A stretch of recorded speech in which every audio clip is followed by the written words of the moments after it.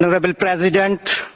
our organization wishes to draw the attention of HRC to the dire human rights situation in Azad Kashmir and Gilgit-Baltistan, which urgently requires UN intervention. The ongoing movement, sit-ins and civil disobedience led by Jammu Kashmir Joint Awami Action Committee in Azad Jammu and Kashmir, alongside protests against hefty electricity taxes, control over natural resources, demand for subsidies on essential commodities and calls to end privileges enjoyed. Honorable President, our organization wishes to draw the attention of HRC to the dire human rights situation in Azad Kashmir and Gilgit-Baltistan, which urgently requires UN intervention. The ongoing movement, sit-ins and civil disobedience led by Jammu Kashmir Joint Awami Action Committee in Azad Jammu and Kashmir,